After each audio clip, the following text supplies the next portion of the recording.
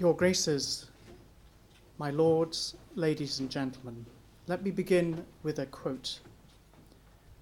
Nobody should have to suffer physical violence and psychological intimidation for declaring what they hold dear. Religious freedom is a right and a responsibility that involves everybody. All of us are entitled to express our beliefs, respecting the faith of each other. Well, these are the words of Paul Bhatti, the brother of Shahbaz Bhatti, the former federal minister for minorities in Pakistan, gunned down in 2011 for his defense of religious liberty, a man I was very fortunate to meet in Pakistan some years ago. Well, these words from Dr. Bhatti form the part of the forward of the Religious Freedom in the World Report 2014, which we are here to launch today. Produced by Aid to the Church in Need, the international Catholic charity for persecuted and other suffering Christians, this report examines the extent to which religious liberty is enjoyed or denied, as the case may be, in 196 countries throughout the world. Drawing on research by experts who are made up of journalists, historians, social commentators, and others, the ACN Religious Freedom Report assesses the degree to which all citizens, including and perhaps especially minority groups, are granted the liberties enshrined in the Universal Declaration of Human Rights, Article 18 on religious freedom, which of course His Royal Highness and Lord Alton have referred to.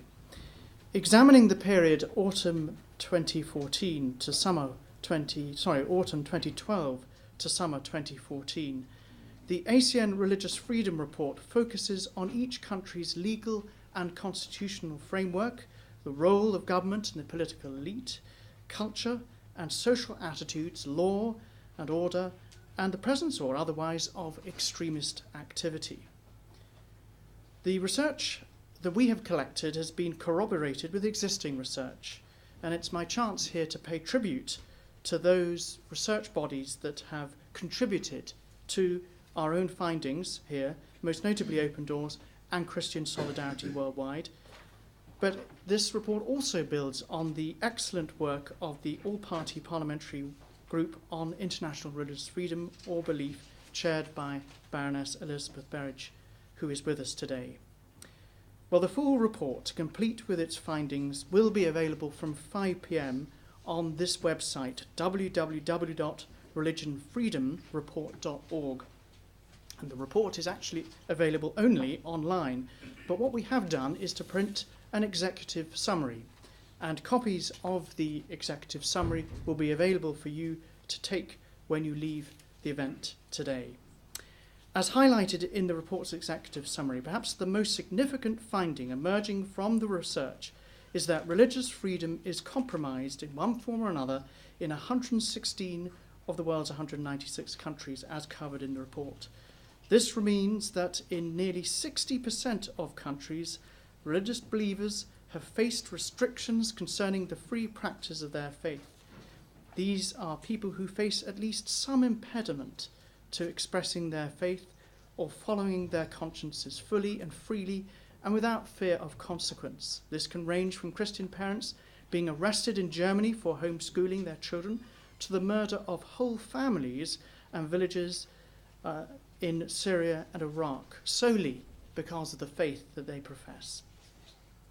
Looking at the period under review, the report concludes that where there has been a change concerning religious freedom, that change has almost inevitably been for the worse.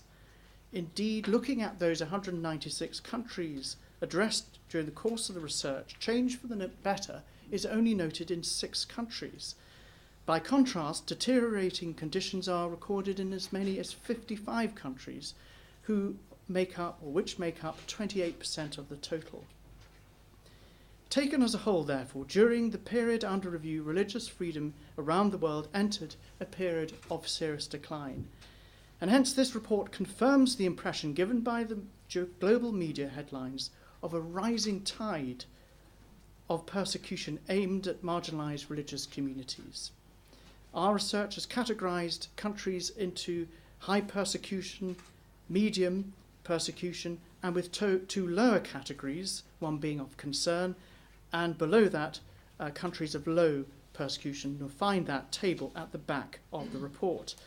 Well, 20 countries were placed in the top category, high persecution, and of those 20, 14 were judged as suffering grievous human rights violations motivated by extremist interpretations of Islam.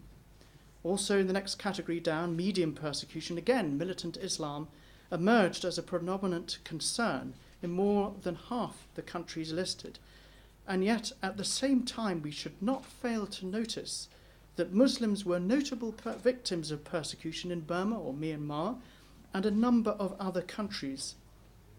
Turning to Christians, the report reconfirms earlier ACN research, most notably in our Persecuted and Forgotten series, which I co-authored with Dr. John Newton, that Christians experience by far the most acts of religiously motivated violence and oppression. The crisis involving full-scale attacks on Christians, already very severe, has in fact got a lot worse over the period under review. Two examples stand out. One, Nigeria, which we will hear about shortly from His Grace Archbishop Ignatius Kaigama, and the second, of course, would be Iraq, whose victims of persecution I saw myself only a few weeks ago. Other faith communities were also highlighted as being particularly at risk, notably the Baha'is, especially in Iran, Buddhists in Tibet, and also the Yazidis in Iraq, the Ahmadis in Pakistan, and the Falun Gong in China. And there are many, many others that also deserve mention. Jews in Western Europe were revealed as being subject to violence and other abuse, most notably in countries such as France and Belgium. The rising tide of oppression has prompted increased migration to Israel.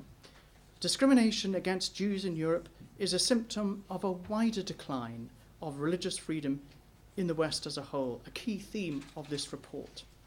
So as I conclude, let us be clear that this religious freedom report is a clarion call to rescue religious freedom from the margins of political debate, where so frequently it has lain abandoned as an orphaned right. This report shows what happens when religious freedom is indeed infringed or denied.